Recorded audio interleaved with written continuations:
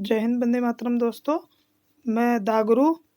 आज हम विज्ञान की दूसरी वीडियो लेके आ रहे हैं, लेकिन हमारा ये जो वन लाइनर है, ये हमारी इसका पहला पार्ट है वन लाइनर का। इसमें हम करीब 300 से 400 प्रश्न इसमें हमारे पूछे जाएंगे। वन लाइनर के रूप में हमने विज्ञान की ये वीडियो तैयार की है आपके लिए। इससे पहले हमारी जो NCERT के बेस्ट जो भी EVS के और हिस्ट्री में जो भी टॉपिक आए हैं, वो हमने गागर के सागर के रूप में आपके वीडियो बनाई है। दोनों की प्लेलिस्ट EVS के और हिस्ट्री की अलग अलग है। आप हमारे डिस्क्रिप्शन में और ऊपर आई बटन पे देख सकते हैं। और चित्रात्मक रूप से हमने आपको जो हमारे सिद्धांत थे, थॉर्नडाइक, पावलोव, कॉलर, ये और हमने आपको दिखाए हैं। आप हमारी जो हमारी साइकोलॉजी की वीडियो है वो आप अवश्य देखें। और हमारे जो प्रीवियस ईयर के क्वेश्चन आए हुए हैं, करीब 1500 प्रश्न हैं, वो हमने आपके लिए तैयार किए हुए हैं। पहला पार्ट उसका आ चुका है EVS का। आप हमारे प्लेलिस्ट में जाके चैनल पे विजिट करके अवश्य देखें। चलिए शुरू करते हैं आज का विज्ञान का। इसमें हमारे जो वन लाइनर हैं वो आपके लिए तैयार किए गए हैं। और यदि हमारी वीडियो आपको पसंद आए तो सब्सक्राइब कर लें। आपके रुपए नहीं कटेंगे, बस थोड़ा सा मुझे प्रोत्साहन मिल जाएगा, है ना। तो आपको जो भी वीडियो आएगी हमारी, वो आप तक नोटिफिकेशन में मिल जाएगी और आप आसानी से हमारे वीडियो को देख सकते हैं। तो चलिए शुरू करते हैं आज का हम पहला प्रश्न। बर्फ में स्केटिंग करना प्रदर्शित करता है कि दबाव बढ़ने पर बर्फ का गलनांक क्या होता है? घट जाता है। ठीक है। जो स्केटिंग करते हुए आप लोगों ने देखा होगा, एक लकड़ी की सहायता से जो बर्फ़ पे चलते हैं, तो ये स्केटिंग करना कहलाता है। इससे दाब बढ़ने पर बर्फ़ का गलनांक क्या होता है? घट जाता है। स्टेनलेस स्टील एक मिश्र धातु है। ठीक है। स्टेनलेस स्टील एक क्या है? मिश्र धातु है, जबकि वायु एक मिश्रण है। अब हमारा मिश्रण कैसा होता है? वायु में क्या क्या होता है? वायु हमारे धूल होते हैं। क्या होता है? धूल होती है। और इसमें कण होते हैं, मिट्टी के, पत्थर के कण होते हैं। और हमारा पानी भी होता है। यह हमारा क्या कहलाता है? वायु। और वायु क्या होता है? हमारा मिश्रण। मिश्रण में क्या क्या होता है? धूल, कण और पानी वगैरह ये मिला होता है। अब हमारा आ जाता है पर्यावरण का अध्ययन जीव विज्ञान की किस शाखा के अंतर्गत किया जाता है? तो ये किया जाता है पारिस्थितिकी के अंतर्गत। पारिस्थितिकी में मैंने आपको जो हमारी EVS की वीडियो है, वो उसमें हमने आपको डिटेल वाली जो वीडियो है उसमें आपको बताया था। पारिस्थितिकी शब्द जो दिया था वो किसने दिया था? अर्नेस्ट हैकल ने। अर्नेस्ट हैकल ने दिया था। और ये कब दिया था? 1869 में, जिस सन को महात्मा गांधी जी का जन्म भी हुआ था, 1869 में। अब हमारा अर्नेस्ट हैकल जी ने तो हमारा पारिस्थितिकी शब्द दिया था, लेकिन पारिस्थितिकी तंत्र एक शब्द है, वो किसने दिया था? वो दिया था A.G. टॉन्सले ने। ठीक है। A.G. टॉन्सले ने कब दिया था? 1935 को दिया था। और 1935 को ही हमारा जो RBI का जो गठन है वो हुआ था, 1935 को। अब हमारा नेक्स्ट क्वेश्चन है, फूलों की संवर्धन को विज्ञान को क्या कहते हैं? फूलों के संवर्धन के विज्ञान को कहते हैं फ्लोरीकल्चर। ठीक है। क्या बोलते हैं? फ्लोरीकल्चर। फ्लावर से क्या बना है? फ्लोरीकल्चर। ठीक है। हमारा पांचवा जो क्वेश्चन है वो आपके सामने है।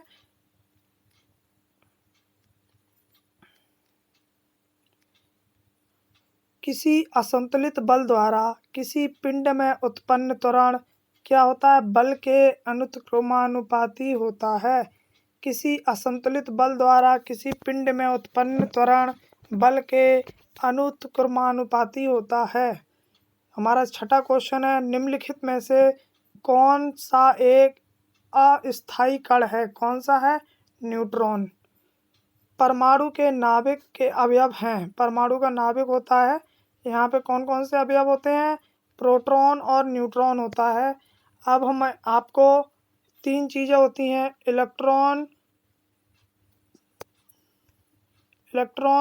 प्रोटॉन और न्यूट्रॉन। इसका एक शब्द होता है, एक ट्रिक बनाई गई है, आप लोगों ने पहले पढ़ी होगी, ईंट पर नाच। अब ई से तो इलेक्ट्रॉन हो जाता है, पा से हमारा प्रोटॉन हो जाता है, ना से नाच हो जाता है, टा से इसकी खोज इलेक्ट्रॉन की किसने की थी? थॉमसन ने। किसने की थी? थॉमसन ने। और प्रोटॉन की खोज किसने दी थी? रदरफोर्ड ने की थी। किसने की थी? रदरफोर्ड। हमारी ट्रिक वाली वीडियो भी अभी आएंगी, करीब उसमें हमारे जो ट्रिक वाली वीडियो है उसमें करीब 1000 करीब उसमें ट्रिक बताई जाएंगी, थोड़ा थोड़ा पार्टों के रूप में आएंगी, जिसमें आपको भी सहूलियत ना हो, ज़्यादा बड़ी वीडियो भी ना बने। तो चलिए, जो हमारा नाच है, तो ना से तो न्यूट्रॉन हो गया, और चा से क्या हो गया? चैडविक। तो इलेक्ट्रॉन की खोज थॉमसन, और प्रोटॉन की खोज रदरफोर्ड, और न्यूट्रॉन की खोज चैडविक। बहुत सरल तरीके से है, आपको याद करने की आवश्यकता भी नहीं है। बस एक शब्द आपको, एक जो हमारा 3 लाइनों का जो वाक्य है वो आपको याद रख लेना है, ईंट पर नाच, बस। अब हमारा नेक्स्ट क्वेश्चन है, सजावटी वृक्ष तथा झाड़ियों के संवर्धन से संबंधित अध्ययन कहलाता है। जो हमारे सजावटी वृक्ष हैं तथा झाड़ियाँ हैं, उनसे संबंधित जो अध्ययन किया जाता है वो क्या कहलाता है? आर्बोरिकल्चर। अब हमारा आता है, निकट दृष्टि दोष से पीड़ित व्यक्ति के चश्मे में कौन सा लेंस प्रयोग होता है? कौन सा होता है? अवतल लेंस होता है। दो होते हैं, एक होता है हमारा उत्तल लेंस, एक ये वाला क्वेश्चन देख लेते हैं फिर आपको बताऊंगा। दूर दृष्टि से पीड़ित व्यक्ति के जो चश्मे होते हैं उसमें कौन सा लेंस प्रयोग होता है? उसमें होता है उत्तल लेंस। हमारा अवतल लेंस कैसा होता है? अवतल लेंस हमारा किनारे पर मोटा होता है और बीच में क्या होता है? पतला होता है। और उत्तल लेंस में क्या होता है? उत्तल लेंस में बीच में क्या होता है? मोटा, किनारे पर क्या होता है? पतला। इस तरीके से, ठीक है। ये हमारा उत्तल लेंस हो गया। तो जो निकट दृष्टि के दोष के जो पीड़ित व्यक्ति होते हैं उनके चश्मे में होता है हमारा अवतल लेंस, और जो दूर दृष्टि के जो पीड़ित व्यक्ति होते हैं उनके चश्मे में उत्तल लेंस होता है। न्यूटन के गति के तीसरे नियम के अनुसार क्रिया तथा प्रतिक्रिया से संबंध बल क्या होता है? हमेशा भिन्न भिन्न वस्तुओं पर ही लगे होने चाहिए। न्यूटन के गति के तीसरे नियम के अनुसार क्रिया तथा प्रतिक्रिया के संबंध बल हमेशा भिन्न भिन्न वस्तुओं पर ही लगे होने चाहिए। 12वां क्वेश्चन है हमारा, प्रत्येक क्रिया के बराबर व विपरीत दिशा में प्रतिक्रिया होती है। प्रत्येक क्रिया के बराबर व विपरीत दिशा में एक प्रतिक्रिया होती है। ये क्या है हमारा? जो हमारे न्यूटन का जो गति विषयक तृतीय नियम है वह इसी का ही प्रतिनिधित्व करता है। 13वां हमारा जो क्वेश्चन है, माइकोलॉजी में किसका अध्ययन किया जाता है? यह कवकों का अध्ययन किया जाता है। जल में तैरना न्यूटन की गति के किस नियम के कारण संभव है? 3 नियम दिए थे, आपको पता है, यह हमारा तृतीय नियम के जो कारण संभव है। अब इन्होंने 115वां जो क्वेश्चन है, कोई पिंड जब तक विरामावस्था में है वह विरामावस्था में ही बनी रहेगी जब तक कोई उस पर बाह्य बल ना लगाया जाए। यह कथन किसका है? न्यूटन का है। हमारा 16वां क्वेश्चन है,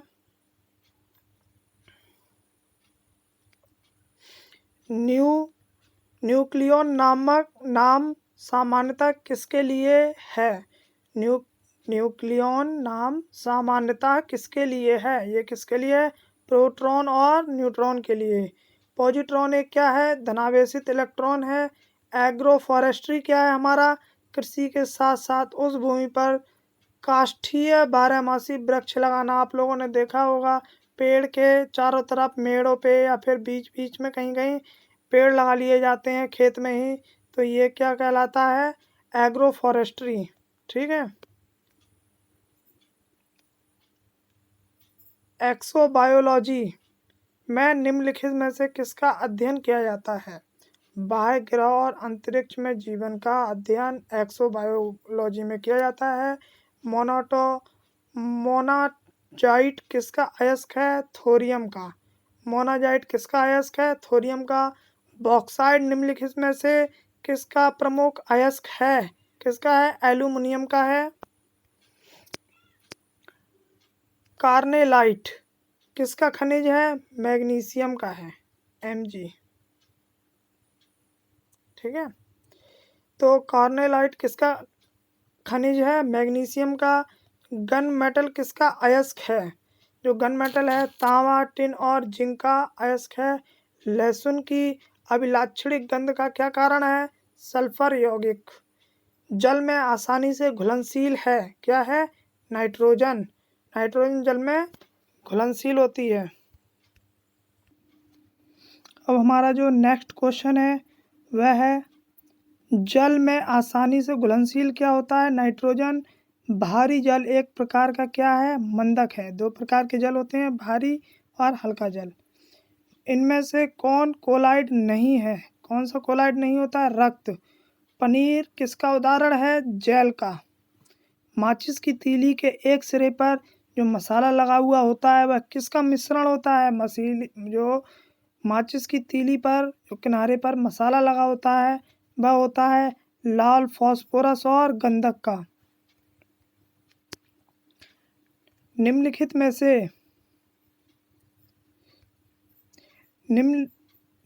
में से कौन सा एक प्रकृति के अनुचुंबकीय है? जो प्रकृति के अनुचुंबकीय बताया गया है वो है ऑक्सीजन। ठीक है, जो तत्व ऑक्सीजन पर प्रतिक्रिया नहीं करता है वह कौन है? आयोडीन है वह। जो तत्व ऑक्सीजन पर प्रतिक्रिया नहीं करता है, आयोडीन नहीं करता है। ठीक है, आयोडीन की कमी से कौन सा रोग हो जाता है? घेंघे का। ठीक है, अब घेंघे का कैसा हो जाता है? जो हमारा देखिए आपको आयोडीन के बारे में बता दूं, घेंघा होता है आयोडीन की कमी से। और यह कहाँ होता है? गले में। गले में कौन सी ग्रंथि होती है? थायराइड। थायराइड ग्रंथि को ये प्रभावित करता है जिससे घेंघा रोग हो जाता है। और आयोडीन की कमी किससे होती है? नमक। नमक हमें अच्छा खाना चाहिए, ठीक है, और सही मात्रा में। निम्न में से कौन सर्वाधिक स्थायी तत्व है? सीसा है। निम्नलिखित में से क्या जल से हल्का क्या होता है? सोडियम। सामान्य ट्यूबलाइट में कौन सी गैस होती है? आर्गन के साथ मरकरी वेपर। ठीक है, कौन सी ट्यूबलाइट में कौन सी गैस होती है? आर्गन के साथ मरकरी वेपर। वैज्ञानिक एडवर्ड जेनर निम्नलिखित में से किस रोग से संबंधित हैं? चेचक से। जो हमारे एडवर्ड जेनर जी हैं वह चेचक से संबंधित हैं। ठीक है, मानव के गुर्दे का रोग किसके प्रदूषण के कारण होता है? ये होता है कैडमियम के कारण। ठीक है, और कैडमियम के बारे में आपको और अतिरिक्त जानकारी दे देता हूँ, इम्पोर्टेंट है ये शब्द कैडमियम। जो यह किसके कारण होता है? जल प्रदूषण के कारण कौन सा रोग होता है हमारा? एक होता है इटाई रोग। इटाई रोग होता है, किसके कारण होता है? कैडमियम के कारण। ठीक है, और ये किससे होता है? जल प्रदूषण से होता है। ठीक है, एक रोग होता है इटाई रोग, वो कैडमियम की कारण होता है, और यह गंदा जल वगैरह पीने से ही होता है। अब आ जाता है हमारा BCG का टीका निम्न में से किस बीमारी के बचाव के लिए लगाया जाता है? क्षय रोग के कारण BCG का टीका लगता है। इसके जो ये कारण है जिसका नाम ये क्षय रोग है, आपको बता दूं BCG का टीका जो है बीमारी के कारण, किस बीमारी के बचाव के कारण होता है? क्षय रोग। क्षय रोग में हमारे 6 रोग आते हैं, है ना, जैसे काली खांसी हो गया, टिटनेस हो गया, ऐसे ही 6 रोग उसमें होते हैं। तो BCG का टीका क्षय रोग के कारण लगता है। क्षय रोग के कारण कौन सा हमारा टीका लगाया जाता है? एक BCG का। इसमें 6 रोग, काली खांसी, टिटनेस वगैरह ये आ जाते हैं। अब हमारा नेक्स्ट क्वेश्चन है, प्रकाश संश्लेषण के दौरान पैदा होने वाली ऑक्सीजन का स्रोत। अब देखो, प्रकाश संश्लेषण के दौरान जो ऑक्सीजन का स्रोत है वो क्या है हमारा? जल है। पौधे का कौन सा भाग श्वसन क्रिया करता है? जो पौधे के कारण वो कौन सा भाग श्वसन क्रिया करता है पौधे का? पत्ती। अब पत्ती का रंग हरा क्यों होता है?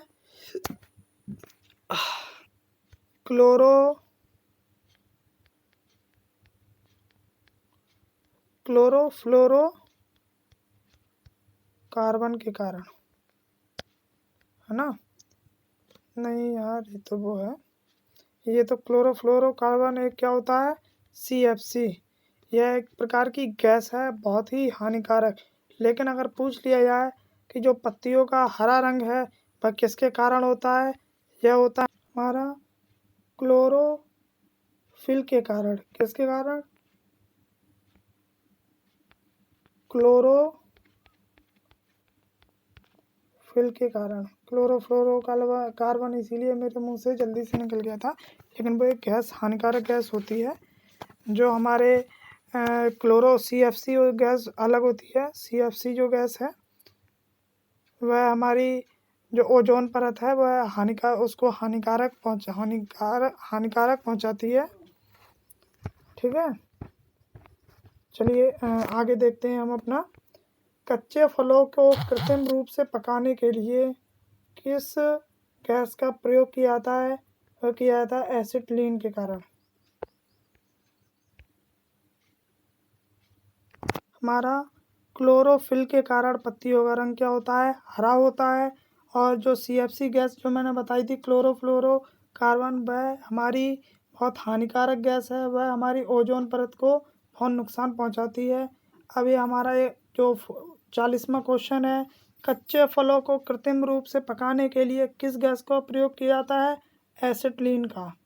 ठीक है, जो कच्चे फल होते हैं अगर उनको पकाना हो कृत्रिम रूप से मानवों द्वारा, यानी कृत्रिम रूप मानव द्वारा कहलाया जाता है, मानव द्वारा। ठीक है, वह क्या कहलाता है? कृत्रिम रूप। तो किस गैस का प्रयोग होता है? एसिटिलीन का। वृक्षों की आयु किस प्रकार निर्धारित की जाती है? यह की जाती है वार्षिक बलयों की संख्या के आधार पर।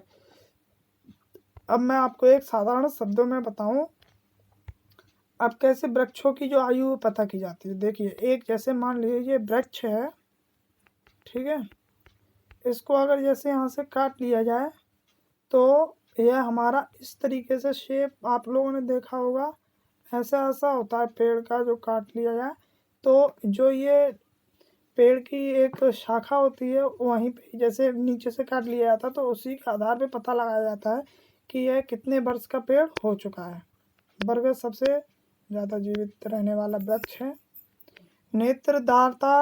नेत्रदान में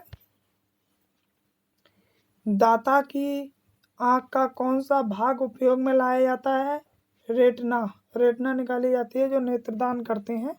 और जो हमारे आँख की पुतली होती है काली काली, है जन्म से लेकर मृत्यु तक एक समान रहती है, बढ़ती घटती नहीं है। जो भौहें हैं हमारी, भौं होती हैं, यह हमारी 3-4 महीने में परिवर्तित होती रहती हैं। ठीक है, और कुछ बताऊं आपको मानव के बारे में? हाँ चलो, मानव नेत्र के बारे में एक और बता देता हूँ आपको जानकारी, कि जो मानव की नेत्र हैं वो 576 मेगापिक्सल की होती है। कितने की होती है? 576 मेगापिक्सल की होती है। और मुझे एक्यूरेट नहीं पता, करीब 256 के करीब शायद हमारी जो नेत्र है वह हमारी उपयोग करती है देखने में। ठीक है, 576 का मेगापिक्सल की आंखें होती है, लेकिन वह पूरी तरीके से नहीं देख पाती है। 256 मेगापिक्सल ही हमारी आँख प्रयोग करती है किसी चीज़ को देखने के लिए। चलिए और कुछ बताऊं आपको। इंसान के मरणोपरांत भी उसके नाखून और बाल, क्या? नाखून और बाल बढ़ते रहते हैं। ठीक है, नाखून और बाल क्या है? बढ़ते रहेंगे। कि कोई इंसान, अगर किसी इंसान की मृत्यु हो जाए तो नाखून और बाल क्या होते हैं? बढ़ते ही रहते हैं। और एक और अच्छी चीज़ बताऊँ आपको, जो जिस इंसान की मृत्यु हो जाती है उसका जो खून होता है, ठीक है, अगर जैसे कोई इंसान जीवित है और अगर उसका जो खून अगर उसको चीरा लगाया जाए तो वो क्या है, जम जाता है, अगर बाहर निकलेगा खून। ठीक है। और जो जिसके जीवित जो प्राणी है, जीवित प्राणी का जो खून है अगर वो निकलेगा तो वह जमेगा नहीं। ठीक है, क्या रहेगा, तरल। ठीक। और आपको बताऊं जो हाँ जो मेल और फीमेल में बताता हूँ। जो इंसान मेल होते हैं उनके जो हाथ की हथेली के जो जो हमारी सबसे कनिष्ठ का उंगली होती है, सबसे लास्ट वाली छोटी सी, इसके बराबर में जो ये ऊपर बाल होते हैं वह जो मेल के होंगे वह एक तरफ ऐसे गिरे हुए होंगे। ठीक है, जैसे उसका ये हाथ है, मान लो ये उंगली है यहाँ पे। ठीक है, जैसे ये है तो ये लास्ट वाली उंगली किनारे जो होंगे वह एक इस तरीके से होते हैं। लेकिन जो फीमेल होती हैं उनका अगर हाथ पहचानने के लिए किया जाए सर्वेक्षण, तो ऐसे ही एक आईएएस में पीसीएस में क्वेश्चन पूछा गया था कि यदि किसी एक इंसान का जो हाथ है कटा हुआ मिला है तो आप कैसे पहचानेंगे कि ये एक मेल का है या फीमेल का है। तो यह उसके हाथ के किनारे जो ये बाल होते हैं जो मेल के होंगे वो तो आपके इधर एक तरफ ये झुके होंगे, लेकिन जो ये फीमेल का हाथ होगा उसके जो कनिष्ठ उंगली के जो सबसे इधर किनारे बाल होंगे तो वह जहाँ पे देखते हैं कि बच्चे कितने होंगे, देखते नहीं है कि तो ये ऐसे करते हैं हाथ और फिर कहते हैं अच्छा ये 3 धारियाँ बन रही हैं तो तुम्हारे 3 बच्चे होंगे। इसी जगह यहाँ पे बाल होते हैं वो देखते हैं। तो जो महिला के बाल होते हैं वो क्या होते हैं, खड़े रहते हैं ऐसे। चलिए आगे जानते हैं हम। वीडियो लंबी हो रही है तो 50 क्वेश्चन आज हम लेंगे और अब ज़्यादा बातें नहीं करेंगे, नई जानकारी नहीं दे रहे हैं, जो ज़रूरी होगी वही देंगे। चलिए, साधारण मानव में गुणसूत्रों की संख्या बता दी थी 46 होती है। और इसमें अगर इसमें जो एक जैसे जोड़े होते हैं तो अगर किसी के 21वें जोड़े में, कौन से में, 21वें जोड़े में अगर एक अलग जोड़ा जुड़ जाए, ठीक है, अलग अलग जोड़ा जुड़ जाए तो उसका किसी एक भाग का जो शरीर का भाग है वो बढ़ने लगता है, जिसे क्या नाम दिया जाता है, down syndrome. Down syndrome.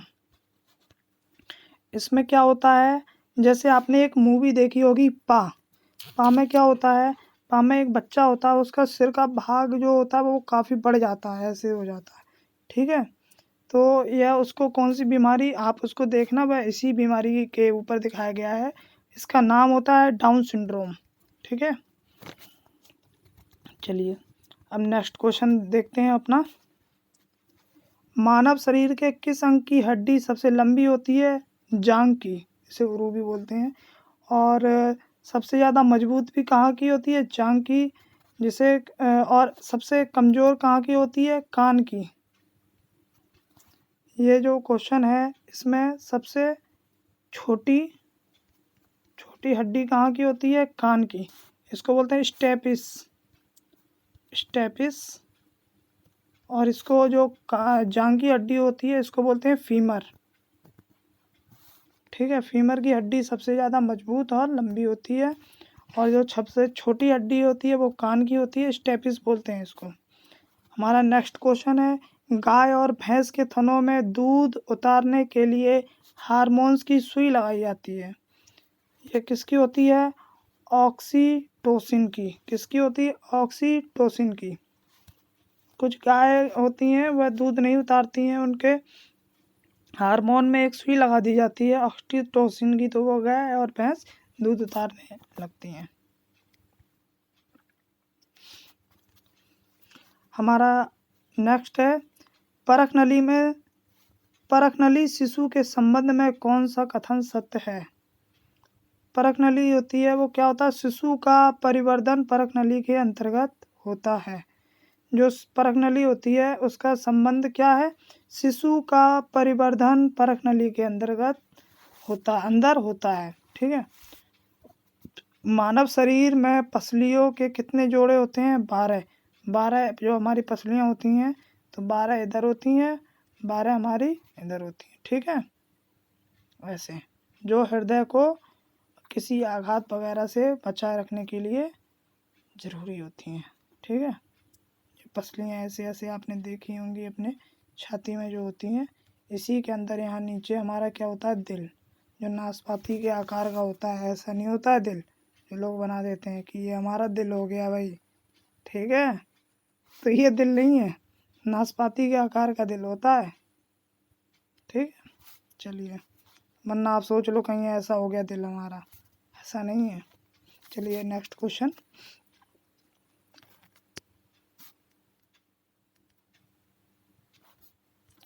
Next question है हमारा, किस द्रव के एकत्रित होने पर मांसपेशियां थकान का अनुभव करने लगती हैं? ठीक है। लैक्टिक एसिड के कारण हम थकान का अनुभव करते हैं। लैक्टिक एसिड के जो देखिए, दोबारा क्वेश्चन देखिए, किस द्रव के एकत्रित हो जाने पर मांसपेशियां थकान का अनुभव करने लगती हैं? लैक्टिक एसिड के कारण। ठीक है। स्तनधारियों में लाल रुधिर कणिकाओं का निर्माण कहाँ होता है? अस्थि मज्जा में होता है। कहाँ होता है? स्तनधारियों में लाल रुधिर कणिकाओं का निर्माण कहाँ होता है? अस्थि मज्जा में। वॉशिंग मशीन का कार्य किस पद्धति पर आधारित है? अपकेंद्रण पर। ठीक है। जैसा कि आप सब जानते ही हैं, हमारे वीडियो के अंत में एक यूनिक क्वेश्चन पूछा जाता है ना। हर वीडियो के अंत में आपको एक यूनिक क्वेश्चन पूछा जाएगा। जैसा आज हम साइंस का इसमें पढ़ रहे हैं वन लाइनर, तो आज हम साइंस का ही आपको एक क्वेश्चन देते हैं। इसमें है कि जो अभी हमारे हाथ में मोबाइल है, इसको हिंदी में क्या कहते हैं? ठीक है। मोबाइल तो अंग्रेजी शब्द है, इसको अगर हिंदी में कहेंगे तो क्या कहते हैं? आप इसका उत्तर कमेंट बॉक्स में दें और हमारी वीडियो को लाइक शेयर और कमेंट करें अगर आपको हमारा थोड़ा सा भी प्रयास अच्छा लगा हो। और हमारी जो और वीडियो हैं आप उस पर एक बार विजिट केवल करके देखें, आपको, मुझे आशा है आपको अच्छा कुछ नया ज़रूर सीखने को मिलेगा। चलिए, बहुत बहुत धन्यवाद। जय हिंद, जय भारत।